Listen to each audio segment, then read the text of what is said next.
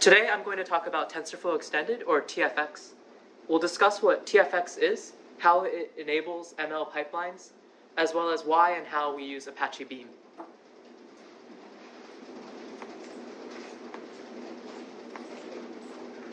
So inside Google, we have a machine learning platform called TFX, or TensorFlow Extended.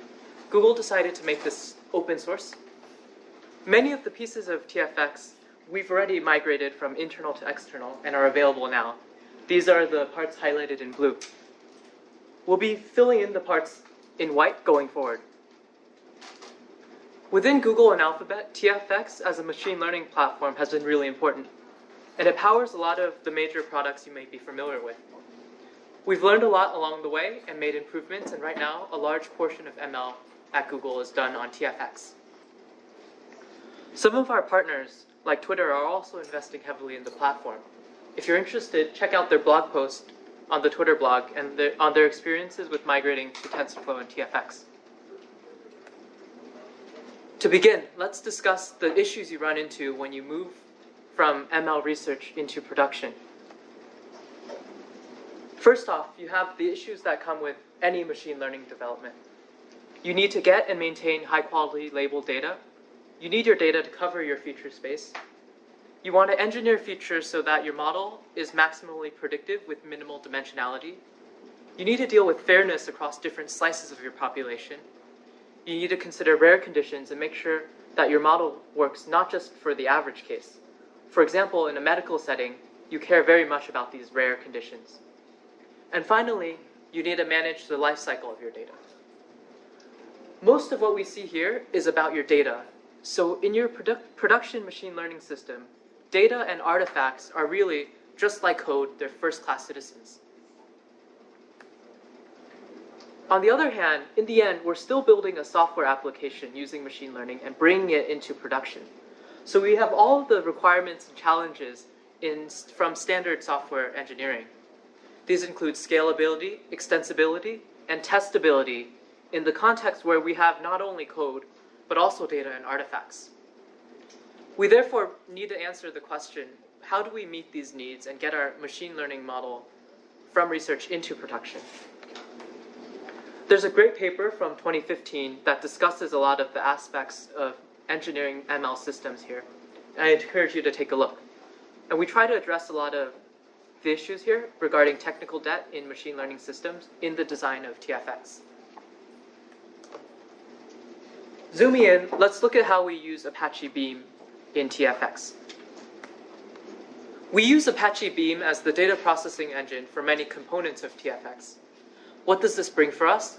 So as you know, this brings us unified batch and streaming in a single distributed processing API. It brings us SDK front ends in many languages. Currently, we use Beam Python. It brings us a set of runners for portability across backend. So you can run on local execution for development, or on a Flink or Spark cluster, or on a managed service like Google Cloud Dataflow. This is important because we want to let our users continue using their existing data processing clusters when they migrate to TFX. Zooming out again, what does TFX look like? In one perspective, TFX consists of a set of ML workflow steps that we call components. These are things like ingesting the data as tf.examples into the system. This is a component we call example gen. It includes generating statistics on the data, statistics gen, deriving or predicting a schema for your data, schema gen, validating that your examples over time continue to conform to your schema, example validator, performing feature engineering with the transform component, and finally the trainer, which trains the model. After we train the model, the evaluator does a deep performance analysis of your model on different slices of the data. And once we've decided that once we've evaluated this model, the model validator passes through and runs any user-defined validation steps before we run the pusher, which pushes your model into production. Finally, the model server serves your model. In blue, are the components that use Beam to do data processing. This means that inside each of these components, it's running a Beam pipeline to generate results from your input. The boxes are in orange are packages that have been released as standalone libraries. So from another perspective, TFX is also a set of libraries that you can use individually to perform the steps here, outside of the TFX pipeline context. Let's get into a little bit more detail about what we mean by a component in TFX. In TFX, a workflow or a pipeline is a directly acyclic graph of steps that we call components. Each of these has three parts: a driver, an executor, and a publisher. The first step is the driver, which reads from ML metadata store. We'll get to what that is later, and decides whether the component should run. If we do run, we run the executor, which does the actual work of the component. And finally, we run the publisher, which updates the ML metadata store with details about the execution. So here, the driver and publisher are mostly boilerplate for most components, and you might not need to change that much. Whereas the executor is where your component-specific logic is running. So here's an example. Let's say we're running a specific component in a TFX pipeline. In this DAG, we configure each component with a couple lines of Python code. And this component definition ends up defining the inputs and outputs of those components as artifacts tracked by what we call the ML metadata store. Again, we'll go into more detail about this later. What this looks like when we put everything together are components that, one, take input artifacts from upstream nodes, and two, output artifacts, which are consumed by downstream steps. All of the artifacts here are tracked in the ML metadata store. Let's get some more perspective about what we're doing here. So in a normal, DAG, in a task-aware pipeline, we have a DAG of steps where a component runs right after its parents finish executing. We're extending this to store and track input and output artifacts of each component execution in a storage mechanism that we call the ML metadata store. By tracking and storing artifacts as well as lineage and provenance information, we enable a lot of powerful downstream use cases with task and data-aware pipelines. Let's talk a bit about the importance of this sort of metadata in production ML pipelines. So what type of metadata information are we proposing to track and store here? Well, first we want to store the metadata of each artifact consumed or produced by components, along with their properties. These artifacts can have different types. They can be raw example data, transformed examples, trained models, or things like computed statistics. Each artifact is persisted on disk, and what the metadata store stores is its URI and properties. Next, each time we run a component, we store a record of that execution, along with pointers to its input and output artifacts. Since ML pipelines run multiple times with new data and new conditions, keeping this execution history is important to keep a record of what's really going on in our system. From these two, what we can derive is the data provenance of all artifacts across component executions. This lets us go backwards and forwards through results across different versions of our data and code. And so this data provenance is really powerful, and it enables a lot of use cases. Let's go through them. Let's say you find out one day that your model doesn't perform as well as it once did. To go back and compare your models, old and new, it's important to find out what data each model was trained on, and if any differences there caused a regression. Because we have this provenance information, we can do this here. Another powerful use case is being able to compare metrics of different model runs to get better visibility into debugging what may have changed over time. This is today versus last week versus 2 months ago. And it's really powerful that you can, with, I guess, a few lines of code, look back and see what's different across your model runs.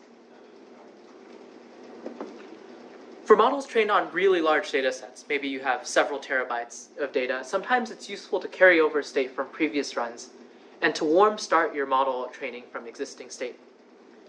For example, this could be because we wanted to train a model more epochs than we thought we needed. And this is only possible if we saved our models and track provenance. In the case where we modify the settings for one component in our pipeline, keeping this metadata will allow us to reuse parts of previously computed runs and avoid expensive recomputation.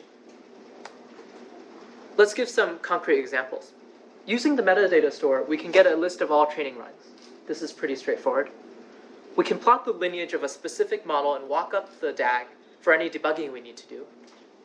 We can visualize statistics for the data used to train a given model.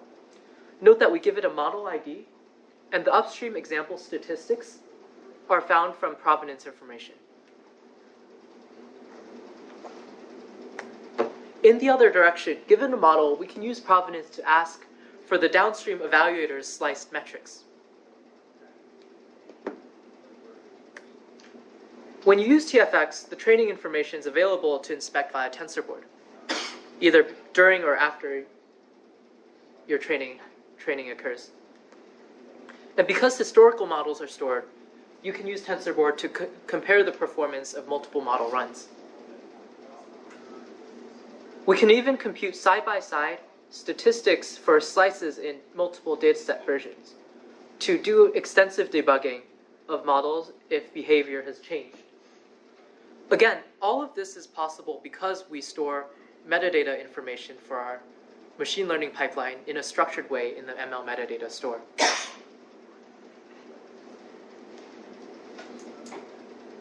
Getting into more detail on each component, now that we understand more of the broader context, let's dive more deeply into each TFX component, namely component executors which do most of the work.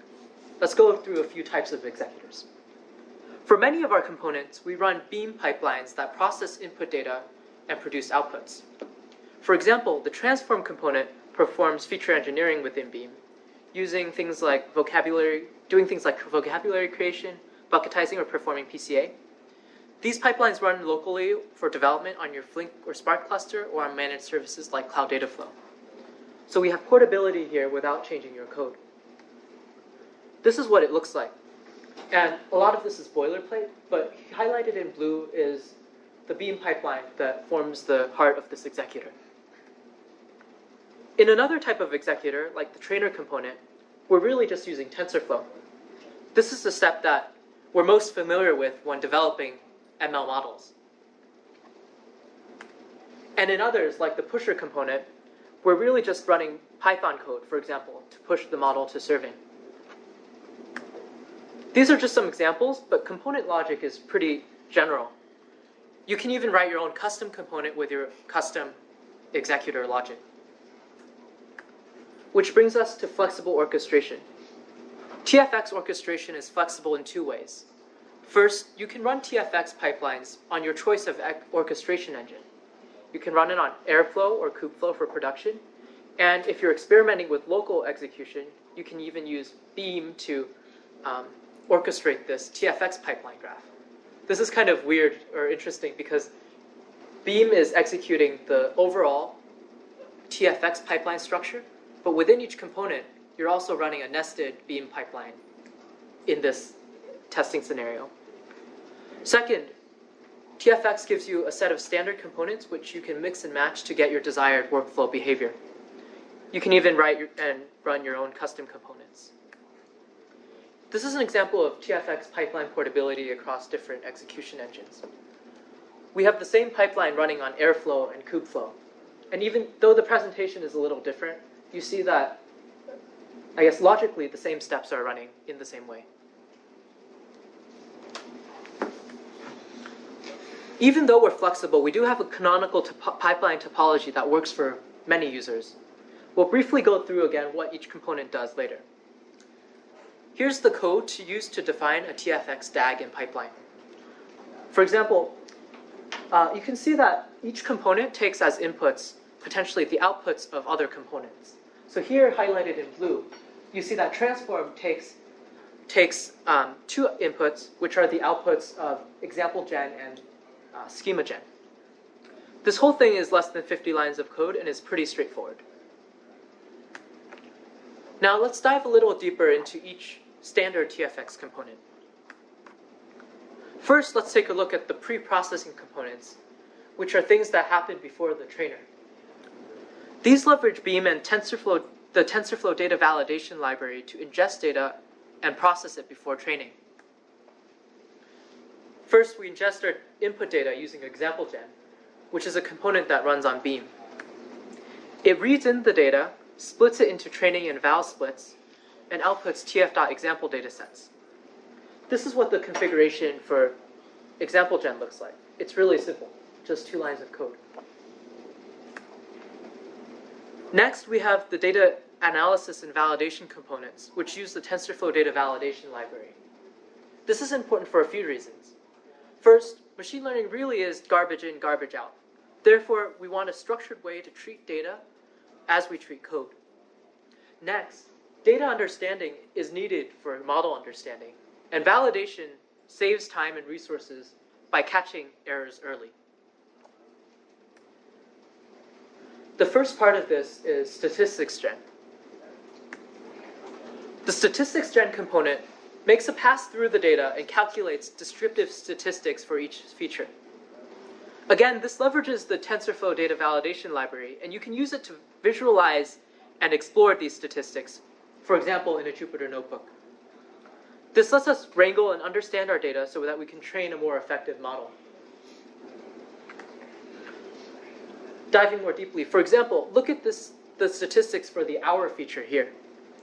We see that we don't have enough data at 6 a.m. to make predictions, and therefore this is a place where our model, even before we've trained it, we know it might perform poorly.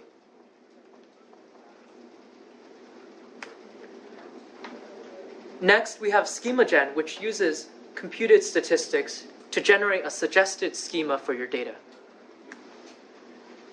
As you can see here, what schema gen tries to do is it tries to infer the types and categories for your features, which we can then accept or manually edit and curate.